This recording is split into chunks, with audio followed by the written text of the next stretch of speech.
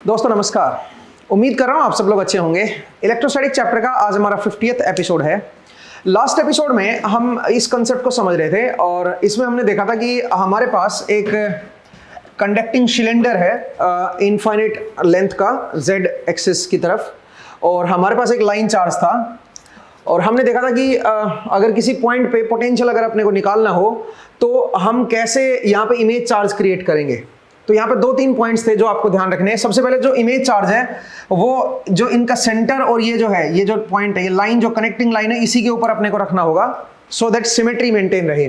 दूसरी बात, हमने यहाँ पे लैम्डा कूलम था तो इसको माइनस लैम्डा कूलम रख दिया था। अब ये माइनस लैम्डा कूलम हमने प्योर आर्बिट्रेरी लिया था, हमने बस ऐसे ही तुक्का मारा था कि माइनस लैम्डा कूलम ले लेते हैं, अगर सॉल्यूशन सेटिस्फाई कर गया तो सही है, नहीं तो फिर ये गलत हो जाएगा। ठीक है, तो इसलिए हमने माइनस लैम्डा कूलम यहाँ पे इमेज चार्ज को ले लिया था कुछ डी डिस्टेंस पे इसके सेंटर से।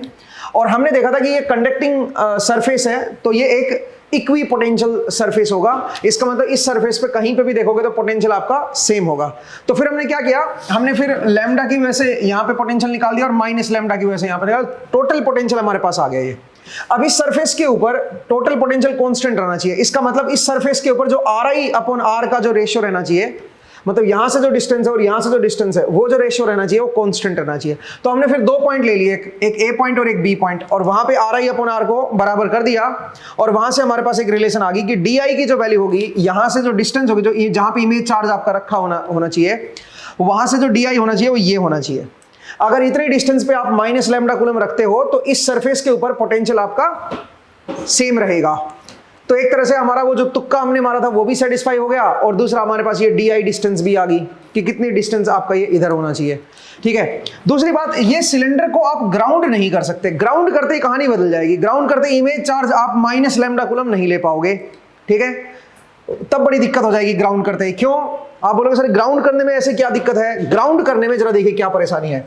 अगर मान लीजिए आपने कोई सिलेंडर लिया और उसको आपने ग्राउंड कर दिया, इनफाइनाइट लेंथ सिलेंडर है, ठीक है, और यहां से कुछ D डिस्टेंस पे आपके पास lambda coulomb per metre charge है।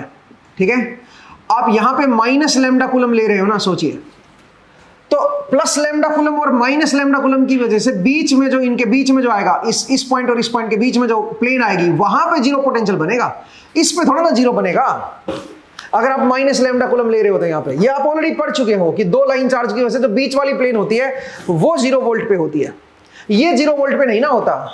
तो अब यहां पे आप माइनस लैम्डा कूलम नहीं ले पाओगे, आपको कुछ अननोन लेना पड़ेगा, और वो अननोन भी आपको फिर फाइंड करना होगा कि यहाँ पे जो लैम्डा आई होगा वो मैं क्या लूं कि भाई इस सरफेस के ऊपर आपका 0 पोटेंशियल आ जाए। ठीक है, और वो थोड़ा सा टीडियस वर्क है। अब आप उसके लिए थोड़ा सा दिमाग लगाएं। मैं आपको स्फीयर के केस में थोड़ा सा उसको समझा दूंगा, इस केस में आप खुद सोचिएगा। ठीक है, लेकिन यहां पे मैं एक और बात बताना चाह रहा हूं। अगर मैं RI अपॉन R की बात करूं तो A पॉइंट पे RI अपॉन R ये है, B पॉइंट पे ये है। ठीक है, तो चलिए अगर मैं A पॉइंट की बात करूं तो A पॉइंट पे हमने RI अपॉन R को देखा यहां पे लास्ट एपिसोड में। RI अपॉन R की वैल्यू क्या थी बताओ जरा? वो थी हमारे पास A minus DI upon A plus D, यही था भाई, माफ कीजिएगा, D minus A, D minus A, ये मेरा A पॉइंट पे था RI अपॉन R की वैल्यू। DI हम ऑलरेडी कैलकुलेट कर चुके हैं, A स्क्वायर बाई D। तो यहां पे अगर मैं A स्क्वायर बाई D रख दूं, A square by D divide by D minus A, तो यहां से जब आप सोल्व करोगे तो बनेगा AD minus A square divide by D minus A। यहां से अगर आप ध्यान से देखें तो, और नीचे D भी है भाई एक, तो अगर यहां से आप देखें तो A अपॉन D ये बाहर आ जाएगा, ऊपर D माइनस A बचेगा और नीचे भी D माइनस A बचेगा। तो यहां से ये मेरा कैंसिल हो गया, A बाई D आ जाएगा। इसका मतलब RI अपॉन R की जो वैल्यू है वो आपकी A बाई D आएगी। इस केस में कोई भी पॉइंट ले लो, RI अपॉन R की वैल्यू A अपॉन D होगी। A माने ये रेडियस और D माने इन दोनों के बीच की डिस्टेंस, ये इसके बराबर होगा। तो इसको भी आप थोड़ा सा ध्यान रखिएगा सिलेंडर के केस में कैसे हम ये चीज देखते हैं। ठीक है, तो चलिए अब इसी को थोड़ा सा एक्सटेंड करते हैं। सोचिए ये सिलेंडर ना होता और यहाँ पे एक स्फीयर होता, और स्फीयर को एक केस में हम ग्राउंडेड करेंगे, एक केस में अनग्राउंडेड करेंगे। दोनों ही सिचुएशन को जरा देखते हैं। तो जरा देखिए दोस्तों, मैं इसको रब कर रहा हूं। सिलेंडर में मैंने ग्राउंडेड वाले केस को नहीं लिया, आप ग्राउंडेड वाले केस को ले सकते हो, वैसे मैं आपको बता दूं। ठीक है, ग्राउंडेड वाले केस को ले सकते हो। चलिए स्फीयर वाले केस को ले लेते हैं एक बार ना। तो स्फीयर से आपको थोड़ा सिलेंडर का भी आइडिया लग जाएगा कि कैसे करना है। वैसे तो मुझे यहाँ पे ग्राउंडेड वाला भी लेना चाहिए, बट चलिए वो आपके लिए होमवर्क है, ठीक है, वो आप खुद करना। तो देखिए दोस्तों, सिचुएशन कुछ इस बार थोड़ी डिफरेंट है और कुछ इस तरह की है कि सोचिए मेरे पास एक स्फीयर है। अच्छा, बेहतर ये होता मेरे ख्याल से कि मैं इसके ऊपर पहले प्रॉब्लम सॉल्व करा देता एक, बट आपको आइडिया तो लग ही गया कि कैसे करना है, ठीक है। तो चलिए एक क्वेश्चन भी आप ले लो, बल्कि मैं तो कहता हूं आप खुद भी सॉल्व कर सकते हो। जरा देखिए, मेरे पास एक सिलेंडर है जिसकी लेंथ इनफाइनाइट है। पहले एक क्वेश्चन कर लेते हैं भाई, ठीक है। एक सिलेंडर है जिसकी लेंथ इनफाइनाइट है और जिसकी रेडियस आपको दे रखी है। ए की जो वैल्यू है वो है मान लीजिए 4 सेंटीमीटर। 4 सेंटीमीटर का सिलेंडर है, इनफाइनाइट रेडियस है, कंडक्टिंग सिलेंडर है भाई, ठीक है। और इसके ऊपर कोई चार्ज नहीं है। यहां से कुछ डी डिस्टेंस आपको दे रखी है, डी की वैल्यू दे रखी है 2 मीटर, या 2 भी मतलब 2 मीटर मतलब आप ले लो 20 सेंटीमीटर। डी मेरे पास 20 सेंटीमीटर है और यहां पे एक लाइन चार्ज दे रखा है जिसका लैम्डा की वैल्यू दे रखी है 2 मे बी 1 कूलम पर मीटर। ले लो, थोड़ा कैलकुलेशन आसान हो जाएगी, ठीक है। 1 कूलम पर मीटर ले लिया हमने। और मैं कोऑर्डिनेट सिस्टम दिखा देता हूं, आई कैप, जे कैप एंड के कैप। के कैप बाहर की तरफ है भाई, ठीक है। तो ये के कैप की तरफ इनफाइनाइट लेंथ है, इसकी भी इनफाइनाइट लेंथ के कैप की तरफ है। आपको क्या बताना है? आपको बताना है यहां पे कोई पॉइंट है और यहां से कितनी डिस्टेंस है, 10 सेंटीमीटर, या चलो 10 से थोड़ी ज्यादा ले लो, 12 सेंटीमीटर। 12 सेंटीमीटर पे एक पॉइंट है P। Find electric field, find electric field at point P। इस P पॉइंट पे आपको इलेक्ट्रिक फील्ड बतानी। मैंने सिंपल लिया है क्योंकि मैं कैलकुलेशन मुश्किल नहीं बनाना चाह रहा था, मैं बस आपको कंसेप्ट आपका देखना चाह रहा हूं कि कैसे आप इसको सोल्व करते हो, ठीक है। तो बड़ा आसान ही हो गया यार ये तो भाई। ये कंडक्टिंग सिलेंडर है और यहाँ पे लैम्डा कूलम दे रखा है, तो एक काम करते हैं इसका इमेज चार्ज क्रिएट कर देते हैं, माइनस लैम्डा कूलम यहाँ पे समवेयर, -1 कूलम पर मीटर। और ये जो डिस्टेंस है ये निकाल लेते हैं डी। तो डी का स्क्वायर जो हमारा आया था वो था a/d, मेरे ख्याल से यही था भाई, एक बार चेक कर लो। डी स्क्वायर हमने क्या निकाला था, मैं एक बार चेक कर लेता हूं। D square equal to a²/d था भाई, ठीक है, a²/d। D equal to a²/d, एक बार चेक कर लो भाई क्या निकाला था हमने। आई थिंक कैलकुलेशन आपने की थी, a²/d, सही है। तो ये मैं इसको अगर लिखूं a²/d को, तो a²/d कितना आएगा बता सकते हो? a की वैल्यू 4 है, तो 16 इंटू 10⁻⁻⁴ अपॉन डी की वैल्यू है 20 सेंटीमीटर, 20 इंटू 10⁻²। तो ये आ जाएगा 16/20 सेंटीमीटर, ठीक है। डी की वैल्यू ये आ गई है। तो अगर मैं इसको लिखूंगा तो 4/5, इसका मतलब 0.8 सेंटीमीटर हो गया। यहां से ये जो डिस्टेंस है 0.8 हो गया है, ठीक है। ये जो लेंथ है 0.8 हो गई है। तो अगर मैं ये पॉइंट की बात करूंगा तो यहां से जो डिस्टेंस आएगी वो क्या आएगी बता सकते हो? देखो यहां से यहां तक 12 है तो ये 8 होना चाहिए। 8 में से 0.8 माइनस कर दो तो ये बनना चाहिए 7.2 सेंटीमीटर, सही है भाई। तो 2 लाइन चार्ज आ गया, एक -1 कूलम पर मीटर आ गया, एक लाइन चार्ज, ठीक है, इमेज चार्ज है ये। -1 कूलम पर मीटर एक लाइन चार्ज ये हो गया और एक लाइन चार्ज ये हो गया। अब इस कंडक्टिंग सरफेस को हटा सकते हो, इसकी वजह से हमने ले लिया, इसका इफेक्ट ले लिया, ठीक है। अब आप इस पॉइंट पे आप इलेक्ट्रिक फील्ड निकाल सकते हो। आपको 2 लाइन चार्ज लेनी है, ये वाला लाइन चार्ज, एक ये वाला लाइन चार्ज। तो ये वाला लाइन चार्ज क्या देगा, अवे देगा इलेक्ट्रिक फील्ड, और ये आपका टुवर्ड्स देगा। तो दोनों नेट जो इलेक्ट्रिक फील्ड होगी वो -i कैप की तरफ होगी। कितनी होगी बताओ? पहले इसकी वजह से देखते हैं, λ/2πε0, और यहां से जो डिस्टेंस है वो कितनी है, 12 इंटू 10⁻²। ये जो इलेक्ट्रिक फील्ड है इसकी वजह से है। इसकी वजह से इलेक्ट्रिक फील्ड क्या होगी, वो होगी λ/2πε0, और डिस्टेंस है 7.2 इंटू 10⁻²। और ये दोनों ऐड हो जाएंगे भाई, क्योंकि दोनों सेम डायरेक्शन में है। और डायरेक्शन क्या बनेगी, -i cap, -i cap direction हो जाएगी, सही है जी। तो लैम्डा की वैल्यू आप 1 रख दो भाई, ठीक है, आप बोलोगे सर यहाँ पे तो -1 है तो -1 रखनी चाहिए। इलेक्ट्रिक फील्ड वेक्टर क्वांटिटी है, डायरेक्शन में उसका साइन यूज होता है, तो यहाँ पे आप 1 पुट कर दो। ठीक है, अब आप आंसर कर सकते हो, नेट इलेक्ट्रिक फील्ड आ जाएगी इस P पॉइंट पे। अगर मैं आपसे पूछता हूं अंदर की इलेक्ट्रिक फील्ड बताओ, अंदर इलेक्ट्रिक फील्ड क्या बनेगी? अंदर इलेक्ट्रिक फील्ड 0 आएगी भाई। ठीक है, अंदर इलेक्ट्रिक फील्ड क्या आएगी वो जरा सोचिए। तो अंदर कोई इलेक्ट्रिक फील्ड नहीं आएगी। आप बोलोगे क्यों सर, यहाँ पे अगर मैं इस पॉइंट पे इलेक्ट्रिक फील्ड पूछ लेता तो दोनों चार्ज की वजह से आती। भाई इमेज चार्ज की वजह से अंदर वाले रीजन में नहीं निकाल सकते हो। जिस जोन में इमेज चार्ज क्रिएट हो रखा है, जिस बाउंड्री के अंदर इमेज चार्ज आ रखा है वहां पे नहीं देखना, उससे बाहर आप निकाल सकते हो इमेज चार्ज की हेल्प से। ठीक है, अंदर निकालोगे तो गॉस लॉ लगाओ भाई, उससे आपका बात बनेगी। पॉइंट को समझिए यहाँ पे मैं क्या बोल रहा हूँ। ठीक है, तो इस तरह से आप इलेक्ट्रिक फील्ड निकाल सकते हो। इस P पॉइंट पे आप पोटेंशियल भी निकाल सकते हो with respect to some reference point. अगर कोई रेफरेंस पॉइंट पे पोटेंशियल दे जाए उसके रेस्पेक्ट में यहाँ पे क्या आएगा, तो इस लैम्डा की वजह से निकाल दो और इस लैम्डा की वजह से निकाल दो, दोनों की वजह से यहाँ पे पोटेंशियल भी आप टोटल पोटेंशियल आप कैलकुलेट कर सकते हो इस पॉइंट पे। मुझे उम्मीद है आपको समझ आया। चलिए अब आगे बढ़ते हैं। मैंने इसको ग्राउंड नहीं किया है, ध्यान दीजिएगा। ठीक है, बड़ा इंपॉर्टेंट पॉइंट है ग्राउंड वाला, क्योंकि ग्राउंड करते ही सारी पिक्चर ही बदल जाएगी। ठीक है, जरा देखिए मैं स्फीयर को ग्राउंड कर रहा हूं। ठीक है, अगर मान लीजिए मैं कोई स्फीयर ले लूं और उसको अगर मैं ग्राउंड कर दूं, सोचिए मेरे पास कोई कंडक्टिंग स्फेरिकल शेल है और वो ग्राउंडेड है, ये इसका सेंटर है, इसकी रेडियस है a। अब कोई पॉइंट चार्ज है यहाँ पे +q, कुछ d डिस्टेंस पे, इसके सेंटर से कुछ d डिस्टेंस है, यहाँ पे कोई पॉइंट चार्ज रख दिया है।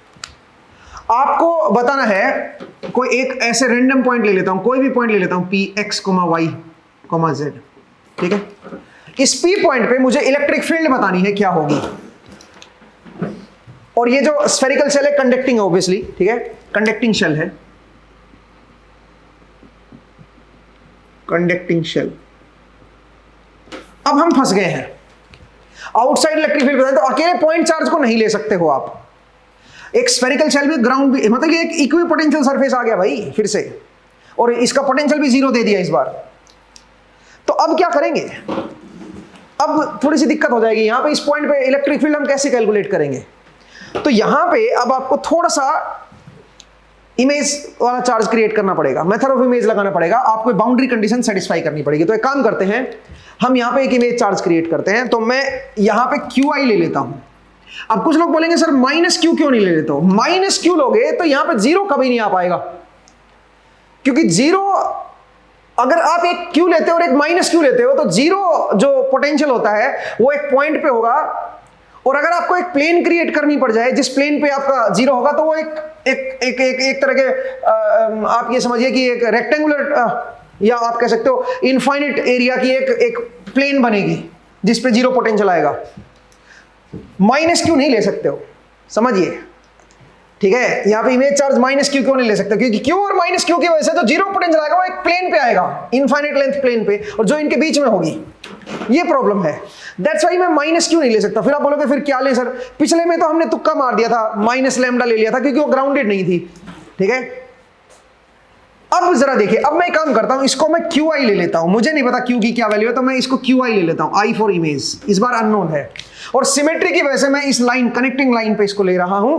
ये डिस्टेंस है मेरी DI, ये डिस्टेंस है मेरी DI, ये मैंने इमेज चार्ज ले लिया। अब सबसे पहले इसके सरफेस पे पोटेंशियल निकालते हैं। अब इसके सरफेस पे कोई पॉइंट ले लेता हूं। ठीक है, जरा देखिए, मैंने कोई पॉइंट ले लिया इसके सरफेस पे, यहां पे कोई P पॉइंट ले लिया। यहां से जो डिस्टेंस है वो RI है, और यहां से जो डिस्टेंस है वो मान लीजिए R है मेरी। तो अगर मैं इस पे पोटेंशियल निकालूंगा तो पहले इस QI की वजह से पोटेंशियल देखिए, QI की वजह से पोटेंशियल होगा अपॉन 4πε0 RI, प्लस दूसरे की वजह से होगा Q upon 4πε0 R, and this has to be 0। तो अगर मैं यहां से देखूं तो ये बनेगा QI upon RI is equal to Q upon R, और यहां से QI अपॉन Q की जो वैल्यू आएगी that has to be -RI upon R। तो QI भी आपका निकल सकता है यहां से, Q को उधर लेके जाओगे तो, बट RI अपॉन R निकालना पड़ेगा पहले उसके लिए। ठीक है, तो वो कैसे करोगे भाई, एक काम करते हैं, मैं एक पॉइंट यहां ले लेता हूं, इसको मैं A बोल देता हूं, और एक पॉइंट मैं जस्ट इसके ऑपोजिट ले लेता हूं B। इन दोनों पॉइंट का जो पोटेंशियल है वो दोनों का बराबर कर देता हूं। तो A पॉइंट पे जो पोटेंशियल आएगा वो आएगा अगर मैं ए पॉइंट पे पोटेंशियल निकालूं तो ए पॉइंट का पोटेंशियल देखिए, ए पॉइंट के लिए ए पॉइंट पे देखो आर आई की वैल्यू क्या होगी, ए पॉइंट पे आर आई की वैल्यू होगी ए माइनस डी, ए माइनस डी हो जाएगी आर आई की वैल्यू, और आर की वैल्यू क्या हो जाएगी, आर की वैल्यू हो जाएगी D minus A minus D I. देखो ना, ए पॉइंट पे आर आई की वैल्यू, ये जो डिस्टेंस होगी ये होगी पूरी distance A minus D I, और इधर से जो डिस्टेंस होगी वो होगी पूरी डिस्टेंस डी माइनस ए। ठीक है, ये आ जाएगी आर आई अपॉन आर। अच्छा, जब बी पे होगा तब आर आई की वैल्यू क्या होगी, ए प्लस डी आई, और वो हो जाएगी डी प्लस ए। सही है भाई? तो आर आई अपॉन आर यहां पे भी निकाल दिया और आर आई अपॉन आर यहां पे भी निकाल दिया, तो दोनों ही जगह पे क्या होना चाहिए, आर आई अपॉन आर बराबर होना चाहिए भाई। या पोटेंशियल से सोच लो भाई, यहां पे पोटेंशियल निकाल लो उसको जीरो कर दो, और यहां पे पोटेंशियल निकाल दो उसको जीरो कर दो, तो वहां से आर आई अपॉन आर निकालो और दोनों बराबर ही आएंगे भाई। तो इसका मतलब यहां से भी जो रिलेशन बनेगी डी आई की वो वापस वही आ जाएगी, तो पुराने वाली ही रिलेशन आ गई, ए स्क्वायर बाई डी। ठीक है, पुराने वाली रिलेशन आ गई भाई। पुराने वाली कौन सी, जो सिलेंडर में हमने देखी थी, ए स्क्वायर बाई डी। इसका मतलब डी आई की वैल्यू जो आएगी वो ए स्क्वायर बाई डी आएगी। ठीक है, अब सुनिए, अगर मैं डी आई, और ये जो है ना ये रेशियो है आर आई अपॉन आर का, तो अगर मैं डी आई की वैल्यू पुट कर दूंगा तो ये जो रेशियो बनेगा ये बन जाएगा A by D, A by D. ठीक है, तो अगर मैं यहां पे वैल्यू पुट करूं तो मुझे ये पता चल गया कि क्यू आई अपॉन क्यू की जो वैल्यू है वो बनेगी माइनस ए बाई डी। इसका मतलब जो इमेज चार्ज होना चाहिए that has to be negative a by d into q. ये मेरा जो है इमेज चार्ज बनना चाहिए। इस बार जो इमेज चार्ज आएगा वो ये आएगा दोस्तों। ठीक है, ये मेरा इमेज चार्ज होगा, ध्यान से देखिएगा भाई, ये मेरा इमेज चार्ज होगा। ठीक है, तो मुझे इमेज चार्ज की वैल्यू पता चल गई, मुझे डी आई की वैल्यू पता चल गई, सारी चीज मैंने कैलकुलेट कर ली, मेरे पास आ गया सब कुछ, सब प्रॉब्लम सॉल्व हो गई है। तो अगर मान लीजिए मुझे इलेक्ट्रिक फील्ड बतानी है तो अब मैं क्या करूंगा, अब इसमें कंडक्टिंग सरफेस को हटा दूंगा और इन दोनों चार्जेस की वजह से, जिसकी वैल्यू एक की वैल्यू ये है और एक की वैल्यू जो है वो क्यू है, दोनों की वजह से आप इलेक्ट्रिक फील्ड या पोटेंशियल जहां पे भी पूछा है वो आप निकाल सकते हो। अब प्रॉब्लम आपके लिए बहुत आसान हो गई है। ठीक है, लेकिन मैं अब दो तीन और इंटरेस्टिंग चीज दिखाना चाहता हूं आपको। इलेक्ट्रिक फील्ड एंड पोटेंशियल इसके अंदर नहीं निकालोगे, आप बाहर निकाल सकते हो इमेज चार्ज की हेल्प से। अगर अंदर पूछा होता तो अंदर इलेक्ट्रिक फील्ड गॉस लॉ से ही निकालते फिर हम। ठीक है, और वो जीरो आती क्योंकि चार्ज एनक्लोज जीरो है। पॉइंट को समझिए भाई। तो अंदर इलेक्ट्रिक फील्ड हम नहीं निकालेंगे। इसके ऊपर अगर कोई फोर्स पूछ ले, कोई अंदर की तरफ कोई चार्ज रखा उसके ऊपर कोई फोर्स पूछ ले तो वो नहीं आएगा भाई, वो जीरो ही रहेगा। ठीक है, चलिए अब एक काम और करते हैं। अगर मैं आपसे ये बोलूं कि भाई बताओ इसके ऊपर कितना सरफेस चार्ज आएगा, अगर ये निकालना हो तो ये कैसे निकालोगे कि सरफेस चार्ज इसके ऊपर कितना आएगा, वो कैसे कैलकुलेट करोगे? तो उसको कैलकुलेट करने के लिए एक काम करते हैं, हम किसी भी पॉइंट P पे इलेक्ट्रिक फील्ड निकाल लेते हैं। अब जरा देखते हैं कि इस सरफेस के ऊपर कितना चार्ज आया है। क्या इस सरफेस के ऊपर भी कुछ चार्ज है क्या? असल में तो इस सरफेस पे चार्ज इंड्यूस होगा। उसी चार्ज को आपने माइनस क्यों लिखा है, सही बताऊं तो वो इमेज चार्ज, उसी का नेट अफेक्टिव चार्ज यहां पे लिखा है। जो इमेज चार्ज होता है ना, कुछ नहीं होता, ये अफेक्टिव चार्ज ही होता है। इसके ऊपर जो चार्ज इंड्यूस होगा उसी का अफेक्टिव वर्जन है ये। अब इसको भी आप वेरीफाई कर सकते हो। कैसे वेरीफाई करेंगे? तो जब भी आप मेथड ऑफ इमेज लगाते हो उसमें आपको इसके ऊपर चार्ज देखने की जरूरत नहीं कि कितना इंड्यूस होगा, वो देखने की जरूरत नहीं। आप इमेज चार्ज वाले कंसेप्ट से चलो और उससे आप इजीली समझ सकते हो, उससे आप सोल्व कर सकते हो। ठीक है, बट सवाल यहां पे ये है कि अगर मुझे इसके सरफेस पे चार्ज निकालना हो तो कैसे हम निकालें, वो चार्ज कितना होगा उसको अगर हमें देखना हो तो वो जरा देखते हैं। क्या ये स्फीयर अब अनचार्ज रहेगा क्या? आंसर ये है कि ये जो स्फीयर है अनचार्ज नहीं रहेगा, क्योंकि ग्राउंड कर दिया आपने। ग्राउंडेड के केस में अनचार्ज नहीं होगा, इसके ऊपर कुछ ना कुछ नेट चार्ज आएगा। कितना नेट चार्ज आएगा वो जरा देखते हैं। ठीक है, तो उसको देखने का बेस्ट वे तो ये है कि आप इलेक्ट्रिक फील्ड निकालो इसके सरफेस पे, इसके जस्ट सरफेस पे इलेक्ट्रिक फील्ड निकाल दो। और हम जानते हैं कि इलेक्ट्रिक फील्ड कंडक्टिंग शेल के सरफेस पे क्या होती है, सिग्मा बाई एप्सिलॉन नॉट। तो वहां से मेरे पास सिग्मा आ जाएगा और सिग्मा को सिग्मा डॉट डी ए और फिर क्लोज्ड सरफेस इंटीग्रल करके मैं क्या निकाल सकता हूं, इसके ऊपर टोटल चार्ज निकाल सकता हूं कि कितना आएगा। और वो मैंने कैलकुलेट किया है, थोड़ा सा आपके लिए मुश्किल होगा कैलकुलेशन। ठीक है, मैं आपको थोड़ा सा बता देता हूं कि कैसे हमने कैलकुलेट किया है उसको।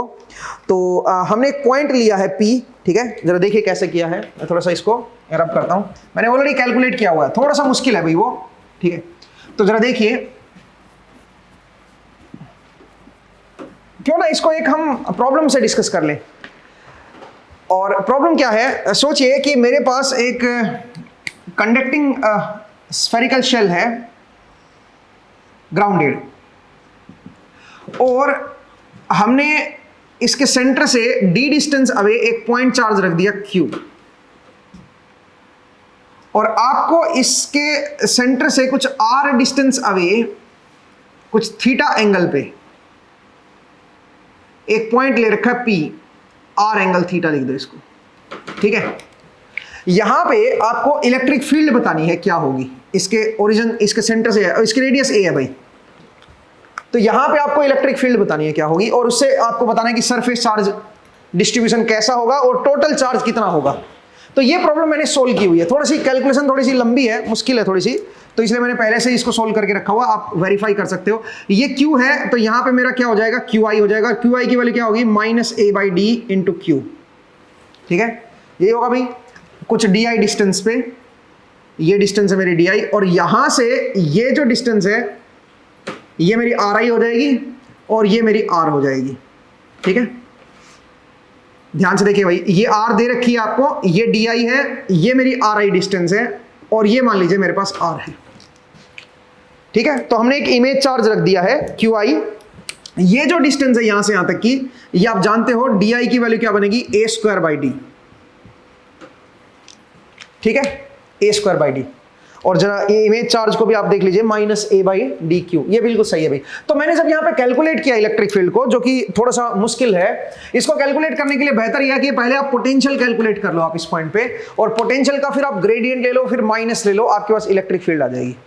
तो थोड़ी सी मुश्किल है कैलकुलेशन हमारी, ठीक है, तो वो मैं आपको बता देता हूँ कि अल्टीमेटली हमारे पास क्या निकल के आया है, ठीक है। अल्टीमेटली हमारे पास इस पॉइंट पे इलेक्ट्रिक फील्ड आ गई है, और वो जो इलेक्ट्रिक फील्ड है वो मैं लिख देता हूं आपको, वो है Q/4πε0, थोड़ा लंबा चौड़ा आंसर है भाई इसका, Q/4πε0। अब मैं नहीं चाहूंगा कि आप इसको कैलकुलेट करें, आप बस फाइनल रिजल्ट को देखना, फाइनल रिजल्ट को ऑब्जर्व कीजिएगा, r - d cos theta upon r² + d² minus 2rd cos theta raise to the power 3/2, एक ये टर्म है, minus a into r minus a²/d cos theta, a²/d cos theta, ठीक है, divide by d into, देखो कितना मुश्किल ये कहानी है, ठीक है, मतलब एक्सप्रेशन काफी मुश्किल आया है, कंसेप्ट बहुत आसान है, 2 पॉइंट चार्जेस हैं, उनकी वजह से हमने इलेक्ट्रिक फील्ड निकाली है, a²/d का square minus 2 times of r into a²/d cos theta, ठीक है भाई, रेज टू द पावर 3/2। ये आपके पास इलेक्ट्रिक फील्ड आएगी, ये आपके पास इलेक्ट्रिक फील्ड आ रखी है इस पॉइंट पे, और इलेक्ट्रिक फील्ड का कौन सा एक कंपोनेंट निकाला हमने, कौन सा कंपोनेंट निकाला है, रेडियल कंपोनेंट, ये सिर्फ रेडियल कंपोनेंट है, ध्यान देना, एक थीटा कैप की तरफ भी कंपोनेंट आएगा, ठीक है, रेडियल मतलब यहां से रेडियली आउटवर्ड जो कंपोनेंट है, ये जो कंपोनेंट इस डायरेक्शन में वो निकाला हमने, एक इसके परपेंडिकुलर होगा थीटा कैप डायरेक्शन में, वो हमने नहीं निकाला क्योंकि उसकी हमें जरूरत नहीं है। आप बोलोगे सर क्यों जरूरत नहीं है, क्योंकि अपने को तो चार्ज डिस्ट्रीब्यूशन चाहिए ना, यहाँ पे सरफेस चार्ज डिस्ट्रीब्यूशन चाहिए, तो उसके लिए एक काम करते हैं, हम इस इलेक्ट्रिक फील्ड में जो ये R है ना, इसको A रख देते हैं, इसके सरफेस पे निकाल लेते हैं ना इलेक्ट्रिक फील्ड को, तो इसका मतलब है R की वैल्यू को जब मैं A के बराबर करूंगा, तो जो इलेक्ट्रिक फील्ड का जो रेडियल कंपोनेंट आएगा, मतलब इसके परपेंडिकुलर जो कंपोनेंट आएगा, रेडियल कंपोनेंट इसके परपेंडिकुलर ही होगा भाई, वो जो बनेगा वो बनेगा σ/ε0। आप जानते हो सब लोग, चार्ज डेंसिटी अपॉन ε0, ये इलेक्ट्रिक फील्ड का हमारा कंडक्टिंग शेल के सरफेस के ऊपर इलेक्ट्रिक फील्ड होती है ये। तो अगर मैं R = A पुट कर दूंगा इसमें, तो वो σ/ε0 आ जाएगा, और वहां से मैं क्या कर दूंगा बताओ जरा, R = A पे, वहां से मैं सिग्मा की वैल्यू निकालूंगा, तो σ = ε0 इंटू इलेक्ट्रिक फील्ड का radial component when R = A। तो R = A पे जो इलेक्ट्रिक फील्ड आई वो इसके परपेंडिकुलर ही होगी, आप जानते हो रेडियल कंपोनेंट ही आएगा, इसलिए मैंने जानबूझ के यहां पे रेडियल कंपोनेंट निकाला है, ठीक है। और उससे फिर आप क्या करोगे, उससे फिर आप r की वैल्यू को a पुट कर दोगे। तो यहां पे अगर मैं r की वैल्यू को a पुट कर दूंगा तो आप ये ER की वैल्यू निकाल सकते हो, उसको एप्सिलॉन नॉट से मल्टीप्लाई करके आपके पास सिग्मा आ जाएगा। तो सिग्मा भी मैंने निकाल लिया है, मैं आपको बता देता हूं वो हमारे पास क्या आया है, उसको मैं डायरेक्ट लिख देता हूं। तो sigma will be equal to जो सरफेस चार्ज डेंसिटी है, it comes out to be Q into, आप वेरीफाई कर लेना, D square minus A square divide by, बल्कि माइनस क्यू आएगा भाई यहाँ पे ना, upon 4 pi A into A square plus D square minus 2AD cos theta. अब मैं नहीं चाहूंगा कि आप इसको कैलकुलेट करें, इसकी जरूरत नहीं है भाई। ये मेरे पास सरफेस चार्ज डेंसिटी आएगी coulomb per metre square. And interestingly जब हमने इसके सरफेस पे टोटल चार्ज निकाला Q सरफेस, तो वो क्या करना होगा, वो आपको करना होगा सिग्मा DA और इसका क्लोज्ड सरफेस इंटीग्रल निकालना होगा भाई, ठीक है। एरिया इंटीग्रल करना पड़ेगा, क्लोज्ड एरिया इंटीग्रल, उसकी वैल्यू जो आएगी वो हमारे पास जो आ रही है वो -A/D इंटू क्यू के बराबर ही आ रही है, जो कि हमने QI माना था, जो इमेज चार्ज हमने लिया था। तो जो इमेज चार्ज हमने यहां पे लिया था, ये जो इमेज चार्ज है, उतना ही यहां पे इसके ऊपर क्या रखा है, नेगेटिव चार्ज आ रखा है टोटल। ये बड़ा इंटरेस्टिंग है, ठीक है। तो ध्यान से देखिए, इसको आप प्रूव भी कर सकते हो एक्सपेरिमेंटली। एक्सपेरिमेंट अगर मैं दिखाऊं इसके ऊपर, तो मैं आपको क्लियरली दिखा सकता हूं कि जब भी आप कोई ग्राउंडेड ऑब्जेक्ट के पास में कोई चार्ज लेके आओगे, ग्राउंडेड स्फीयर के पास में कोई चार्ज लेके आओगे, तो उस स्फीयर के ऊपर ग्राउंड से कुछ नेगेटिव चार्ज आ जाएगा, कुछ नेगेटिव चार्ज आ जाएगा ग्राउंड से, ठीक है। अब अगर मैं ग्राउंड को डिस्कनेक्ट कर दूं तो चार्ज इसके ऊपर क्या हो जाएगा, ट्रैप, वो चार्ज इस पर ट्रैप हो जाएगा और उस चार्ज को फिर आप इलेक्ट्रोस्कोप से मेजर कर सकते हो, ठीक है। तो ये बड़ा सिंपल सा एक्सपेरिमेंट है इसको दिखाने के लिए, ठीक है। ये बड़ा इजीली आप इसको प्रूव भी कर सकते हो कि इसके ऊपर चार्ज आएगा। अगर ये ग्राउंड ना होता ना, फिर ऐसा नहीं होता, फिर इसके ऊपर नेट चार्ज 0 ही रहता, ठीक है। फिर इसके ऊपर नेट चार्ज 0 रहता। पॉइंट को समझिए, बड़ा प्यारा केस है ये, इसीलिए तो मैंने ये सारी लिखा है ये आपको, सो दैट आप अगर कैलकुलेशन करना भी चाहें तो आप बेशक करके देख सकें, ठीक है। क्योंकि मेरी कैलकुलेशन ये आ रही है और उससे ये आंसर आ रहा है मेरे पास। तो कुल मिला के यहां पे इसके सरफेस पे अब नेगेटिव चार्ज आएगा, वो ये होगा इमेज चार्ज। तो इमेज चार्ज कुछ नहीं है, इसी का अफेक्टिव चार्ज है जिसको आपने यहां पे दिखा दिया, और कुछ नहीं है, ठीक है। तो आई होप आपको ये समझ आया कि कैसे आप इस प्रॉब्लम को देखोगे और कैसे आपके पास इमेज चार्जेस आए हैं और टोटल सरफेस चार्ज आप यहां पे कैसे निकालोगे। अगर मैं इसको ग्राउंड ना करता तो टोटल चार्ज इस पे 0 रहना चाहिए था, ठीक है। क्योंकि बाकी सब तो इसमें कैलकुलेशन बहुत आसान है ना, पीछे इमेज चार्ज आपके पास आपने निकाल ही लिया, ठीक है। क्यों आपके पास पता ही है, यहां का चार्ज आपको पता है, तो किसी भी पॉइंट पे आप इलेक्ट्रिक फील्ड निकाल सकते हो, पोटेंशियल निकाल सकते हो, आपको बस ये डिस्टेंस पता होनी चाहिए, ठीक है। कैलकुलेशन है बस, और कुछ नहीं है इसमें, बाकी तो सब सिंपल ही है भाई, ठीक है। अगर मैं ग्राउंड ना करता फिर कैसे करते इस प्रॉब्लम को, तो चलिए वो भी जरा एक बार केस देख लेते हैं, ठीक है। तो इसके सहारे अब आप वो वाला केस भी कर सकते हो, सिलेंडर वाला। सिलेंडर वाले में हमने अनग्राउंडेड केस देखा था, अब आप उसको ग्राउंडेड केस में देखिए। तो ग्राउंड वाले केस को थोड़ा सा मैं आइडिया दे देता हूं आपको कि सिलेंडर में अगर हमने ग्राउंड कर दिया तो क्या दिक्कत आएगी, ठीक है। जो इनफाइनाइट सिलेंडर हमने लिया था उस केस को आप एक बार देख लीजिएगा। जो हमने इनफाइनाइट सिलेंडर लिया था और यहां पे हमने एक लाइन चार्ज ली थी, ये डिस्टेंस हमारी d थी, ये लैम्डा कूलम पर मीटर था। अब सुनो, यहां पे आप लैम्डा आई लो, इस बार लैम्डा आई की वैल्यू अननोन मानो इस बार, ठीक है। लैम्डा आई को अननोन मानो और ये ग्राउंडेड है भाई, ध्यान रखना है सिलेंडर ग्राउंडेड है। तो यहां से ये जो डिस्टेंस है ये आर आई लो, ठीक है, और ये जो डिस्टेंस है आर लो, और इसके ऊपर फिर पोटेंशियल को 0 करो और इस तरह से आप लैम्डा आई को निकालो पहले, ठीक है, और ये डी आई को निकालो, सेम वही तरीका लगाना है। तो देखना क्या दिक्कतें आती हैं इसमें, ठीक है, वो आप खुद से करके देखो, बट मैंने आपको तरीका बता दिया। यहां पे आप माइनस लैम्डा कूलम मत लो, ठीक है ना, क्योंकि फिर इस सरफेस पे 0 नहीं आएगा कभी भी। तो यहां पे लैम्डा आई लो, ठीक है। चलिए, मुझे उम्मीद है अब आप इसको खुद से कर लोगे। अब आगे बढ़ते हैं। अब इसी में स्फेरिकल वाले केस में अगर मैं अंदर इलेक्ट्रिक फील्ड पूछता स्फीयर के अंदर, तो आप इमेज चार्ज का सहारा नहीं लेते भाई। अगर मैं अंदर इलेक्ट्रिक फील्ड पूछ रहा हूं तो अंदर इलेक्ट्रिक फील्ड 0 ही आएगी। बाहर से गॉस लॉ लगा के देखो ना यार, अंदर कोई इलेक्ट्रिक फील्ड नहीं आएगी। अंदर इलेक्ट्रिक फील्ड के लिए इमेज वाला कंसेप्ट नहीं लगेगा, क्योंकि इमेज से आप सरफेस के बाहर देख सकते हो भाई, वहां पे आप इलेक्ट्रिक फील्ड या पोटेंशियल निकाल सकते हो, ठीक है। अच्छा, अगर मैं स्फीयर को ग्राउंड ना करता, सोचिए अगर ये अनग्राउंडेड स्फीयर होता फिर क्या होता। तो जरा देखिए अनग्राउंडेड स्फीयर के केस में क्या होता। यहां पे मेरा प्लस क्यू चार्ज है डी डिस्टेंस पे, ठीक है, और ये अनग्राउंडेड है इस बार, ठीक है ना। अब हमने क्या किया, क्या अब मैं यहां पे ये इक्वी पोटेंशियल है, मुझे पता ही है, लेकिन इस बार जीरो पोटेंशियल नहीं है इसके ऊपर, ये आपका इक्वी पोटेंशियल तो है, इक्वी पोटेंशियल तो है, बट इसके ऊपर 0 वोल्ट नहीं है इस बार। तो इस बार क्या करोगे बताओ, इस बार इमेज चार्ज कैसे लोगे। तो इस बार इमेज चार्ज के लिए एक तो वही क्यू आई ले लेता हूं, और क्यू आई की value minus A by d into Q ले लेता हूं। ये मेरा क्यू आई हो गया डी आई डिस्टेंस पे। लेकिन अगर आप ये क्यू आई लेते हो इमेज चार्ज और एक ये लेते हो, तो यहां पे तो 0 पोटेंशियल आएगा, इस बार तो 0 नहीं है। दूसरी बात, इस सरफेस के ऊपर नेट चार्ज 0 होना चाहिए। और मैंने आपको क्या बताया, मैंने आपको बताया कि जो इमेज चार्ज होता है वो इसी का अफेक्टिव चार्ज होता है। अब इस बार तो अफेक्टिव चार्ज इसके ऊपर 0 आना चाहिए भाई, सीधी बात है। तो इतना ही चार्ज जितना आपने यहां पे लिया है उतना ही आप यहां पे भी रखो, सो दैट ये इक्वी पोटेंशियल ही रहे। भाई मुझे ये तो पता चल गया कि इन दोनों चार्जेस से यहां पे 0 वोल्ट तो आ जाएगा, बट 0 होना नहीं चाहिए ना यहां पे। इस बार ग्राउंड थोड़ी ना किया हुआ हमने। तो एक काम करता हूं, जितना ये नेगेटिव है उतना ही पॉजिटिव चार्ज मैं इसके सेंटर पे भी रख देता हूं, यहां पे रख देता हूं।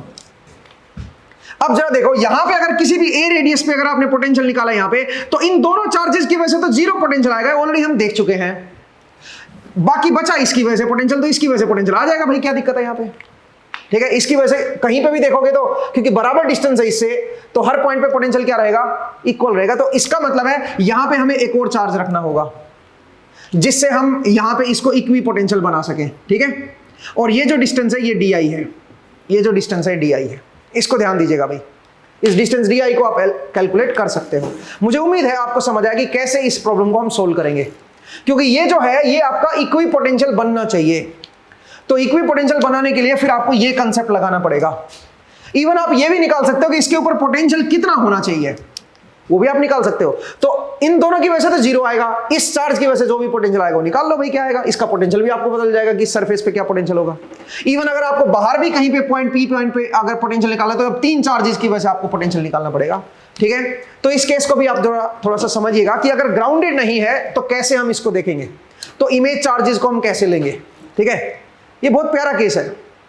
अंदर की इलेक्ट्रिक फील्ड या अंदर का पोटेंशियल इमेज चार्जेस की वजह से नहीं निकालेंगे, वो तो फिर आपको एक तरह से गॉस लॉ के कंसेप्ट से ही सीखना पड़ेगा, ठीक है। आउटसाइड के लिए आप इमेज चार्जेस का सहारा ले सकते हो। इस बार आपको दो इमेज चार्जेस लेने पड़ेंगे। टोटल सरफेस के ऊपर जो चार्ज है वो मेरा 0 है भाई, ठीक है, ये ध्यान दीजिएगा। टोटल सरफेस पे चार्ज मेरा 0 है इस बार। तो अगर आप सिर्फ ये लेते हो तो इसके ऊपर नेगेटिव चार्ज आएगा, ये हम ऑलरेडी देख चुके हैं।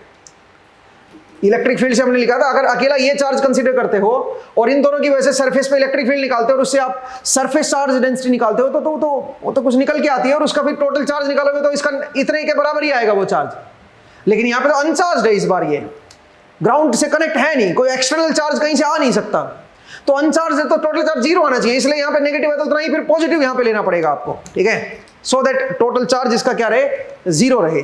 तो मुझे उम्मीद है आपको ये कहानी जो है समझ आई। अब चलिए थोड़ा सा आगे और बढ़ते हैं, एक और इंटरेस्टिंग केस को देखते हैं।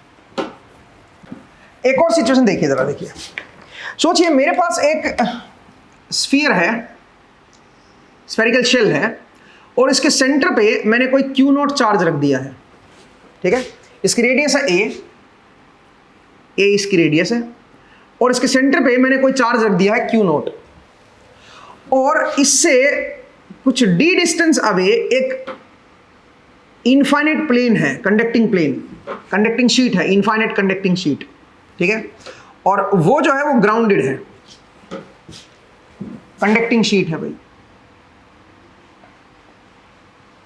कंडक्टिंग शीट, ठीक है, और ग्राउंडेड है भाई, grounded conducting sheet, infinite length की है। ये है मेरा Q0। अब मुझे इमेज चार्जेस बताने हैं कि कैसे इमेज चार्जेस यहां पे हम दिखाएं सो दैट ये इक्वी पोटेंशियल रहे और ये 0 वोल्ट पे रहे, ये भी इक्वी पोटेंशियल रहे 0 वोल्ट पे। और ये भी इक्विपोटेंशियल रहे। अब ये एक बड़ा प्यारा केस है, बहुत ही इंटरेस्टिंग सिचुएशन है ये। अब कैसे देखें भाई, जरा देखिए भाई, अगर मैं सिर्फ ये ले लूं तो इसकी वजह से यहां पे पोटेंशियल तो बराबर आएगा, ठीक है, बट इसकी वजह से यहां पे पोटेंशियल जीरो नहीं ना आएगा। तो इसका मतलब है इस क्यू नोट की वजह से यहां पे तो पोटेंशियल सेम। अगर मैं अकेला क्यू नोट लेता, एक मिनट के लिए सोचिए, मैं मान लेता भाई इमेज चार्जेस में क्यू नोट ही रहेगा बस अकेला, तो इस क्यू नोट की वजह से ए डिस्टेंस पे इस सरफेस पे तो पोटेंशियल आपका कांस्टेंट हो जाता, बट फिर यहां पे जीरो नहीं ना आता। यहां पे पोटेंशियल होता Q naught upon 4 pi epsilon not into D, zero नहीं होता, जबकि यहां पे मुझे जीरो बनाना है। तो इसको ऐसा करने के लिए मुझे क्या करना पड़ेगा, इतना ही डी डिस्टेंस पीछे एक माइनस क्यू नोट लेना पड़ेगा, माइनस क्यू नोट लेना पड़ेगा डी डिस्टेंस पीछे, इतना ही डी डिस्टेंस पीछे माइनस क्यू नोट लेना पड़ेगा। अब आप जरा देखिए, इन क्यू नोट और इस क्यू नोट से, माइनस क्यू नोट से यहां पे जीरो पोटेंशियल आ जाएगा, बट अब एक नई परेशानी खड़ी होगी। इस माइनस क्यू नोट और इस क्यू नोट से यहां पे पोटेंशियल अब आपका कांस्टेंट नहीं रहेगा। अब मुझे क्या करना पड़ेगा, मुझे इस माइनस क्यू नोट का इमेज चार्ज इसमें क्रिएट करना पड़ेगा, सो दैट इस पोटेंशियल, इस सरफेस के ऊपर पोटेंशियल आपका क्या बोलते हैं, इक्विपोटेंशियल आ जाए। तो जरा देखो, इस माइनस क्यू नोट की वजह से यहां पे Q note into A by D ये चार्ज आ जाएगा, Q note into A by D, sphere है ना, देखो ठीक है, ए बाई 2d, माफ कीजिएगा ए बाई 2d, क्योंकि 2d डिस्टेंस है टोटल, ए बाई 2d। तो यहां पे आपका ये नेगेटिव है, पॉजिटिव चार्ज आ जाएगा। अब बताओ, इस चार्ज और इस चार्ज की वजह से यहां पे इक्विपोटेंशियल बनेगा, और ये तो सेंटर पे ही रखा है तो वो इक्विपोटेंशियल ही रखेगा उसको, बात बन गई। ये अब आपका इक्विपोटेंशियल बन गया। इन दोनों चार्जेस की वजह से इसके सरफेस पे कुछ पोटेंशियल, इक्विपोटेंशियल बनेगा। ये चार्ज इक्विपोटेंशियल में डिस्टर्ब नहीं करेगा, ये तो बिल्कुल सेंटर पे ही रखा है, तो ये बोलेगा कि पहले से इक्विपोटेंशियल है, मैं भी इसको इक्विपोटेंशियल ही रखूंगा इसको। इन दोनों की वजह से अब ये सरफेस पोटेंशियल इक्विपोटेंशियल हो गया, और तीसरे की वजह से भी इक्विपोटेंशियल हो गया। लेकिन अब दिक्कत एक और खड़ी होगी, अब ये जीरो पे नहीं रहेगा। क्यों नहीं रहेगा भाई, क्योंकि आप सोचो Q note and minus Q note की वजह से तो जीरो, अब ये और आ गया ना, इसने और परेशानी खड़ी कर दी। तो अब क्या करोगे बताओ जरा, जितनी ये डिस्टेंस है इधर, इधर से ये डी आई डिस्टेंस पे है, ठीक है, तो इतना ही डिस्टेंस डी आई डिस्टेंस आपको इधर आना पड़ेगा सिमेट्रिक, और जितना ही पॉजिटिव है उतना ही नेगेटिव आपको यहां पे क्रिएट करना पड़ेगा, minus Q A by 2d, उतना ही नेगेटिव क्रिएट करना पड़ेगा। अब देखो क्या हुआ, अब इस चार्ज और इस चार्ज की वजह से यहां पे पोटेंशियल जीरो आ जाएगा। लेकिन अब एक और नई कहानी खड़ी होगी। क्या कहानी खड़ी होगी बताओ। अब दिक्कत ये आ गई कि देखो, ये चार्ज और ये चार्ज दोनों की वजह से इक्विपोटेंशियल था ये, और इसकी वजह से भी इक्विपोटेंशियल था, बट ये और आने की वजह से अब ये इक्विपोटेंशियल नहीं रहा। अब मुझे फर्दर इसको इक्विपोटेंशियल बनाना है, तो अगेन मुझे क्या करना पड़ेगा, इसका एक और इमेज चार्ज इसके अंदर क्रिएट करना पड़ेगा, ठीक है। तो यहां पे एक और इमेज चार्ज क्रिएट होगा, कितना होगा, जो इसकी वैल्यू है वो इनटू ए बाई डी, इसको ए बाई डी से और मल्टीप्लाई करोगे, ठीक है। तो जरा देखो, लेकिन डी क्या है इस बार, डी जो डिस्टेंस है, डी डिस्टेंस अब ये पूरी नहीं है भाई, 2d नहीं है, 2d में से कम है थोड़ा सा। तो यहां पे जो इमेज चार्ज बनेगा वो क्या बनेगा, वो बनेगा, इसका नेगेटिव लोगे तो प्लस बन जाएगा, plus Q A by 2d, ये तो पहले से ही था। इनटू में क्या करना पड़ेगा, ए बाई ये डिस्टेंस, ए इसकी रेडियस है, डिवाइड बाय डिस्टेंस, डिस्टेंस कौन सी, इसके सेंटर से लेके और यहां तक की डिस्टेंस, वो है 2d माइनस डी आई, ठीक है भाई। ये जो चार्ज था उसका नेगेटिव ले लो ना, तो ये तो उतना तो पॉजिटिव आ गया, इनटू ए बाई डी होता है। ए बाई डी का मतलब, ए मतलब इसकी रेडियस और डी मतलब इसकी डिस्टेंस, इसके सेंटर से जो डिस्टेंस है वो 2d है, 2d माइनस डी आई है ना, नहीं समझे। 2d तो यहां से लेके यहां तक किया 2d, उसमें से di माइनस कर दो तो 2d माइनस डी आई। अब यहां पे आपका एक पॉजिटिव चार्ज और आ गया, इमेज चार्ज। अब फिर से एक नई कहानी भाई, इन सब की वजह से, 2 चार्ज इधर और 3 चार्ज इधर, इनकी वजह से ये तो इक्विपोटेंशियल बन जाएगा, बट ये नहीं बनेगा इक्विपोटेंशियल। क्यों भाई, क्योंकि जरा देखो, ये क्यू नोट और माइनस क्यू नोट दोनों की वजह से जीरो आ गया, ये वाला चार्ज और ये वाला चार्ज इनकी वजह से भी जीरो आ गया, बट ये जो एक्स्ट्रा चार्ज आया है इसकी वजह से यहां पे ये 0 वोल्ट नहीं रहेगा। तो अपने को क्या करना पड़ेगा बताओ जरा, अपने को यहां से फिर यहां पे एक और इमेज चार्ज क्रिएट करना पड़ेगा, ठीक है। जितना ये है उतना ही इसका नेगेटिव। तो ऐसे करते करते आप बताओ कितने इमेज चार्ज आपको बनाने पड़ेंगे, सोचिए। ऐसे आते आते इनफाइनाइट इमेज चार्ज रहेंगे, यहां तक आते आते इनफाइनाइट, और इसके अंदर भी इनफाइनाइट इमेज चार्जेस बनेंगे। अब जरा दिमाग लगाना भाई, कितने सारे इनफाइनाइट इमेज चार्ज बनेंगे, तो इसके अंदर इनफाइनाइट इमेज चार्जेस आएंगे, ठीक है। अब वो आप सोचना कि कितने इनफाइनाइट इमेज चार्जेस बनेंगे, ठीक है। दूसरी बात ये कि चलो उनकी आप कैलकुलेशन करो कि क्या कितना इमेज चार्ज होगा। दूसरा, क्या आप इसकी सरफेस चार्ज डेंसिटी निकाल सकते हो, अब कितनी आएगी इसके सरफेस पे? अगर आप सरफेस चार्ज डेंसिटी निकालोगे तो वो कितनी बनेगी वो भी आप निकालिए, और आपको ये भी बताना है कि इसके सरफेस पे टोटल चार्ज क्या होगा। तो टोटल चार्ज क्या होगा, लॉजिक लगाओ, जो इमेज चार्ज आया है वही तो इसके सरफेस पे टोटल चार्ज बनेगा, ठीक है।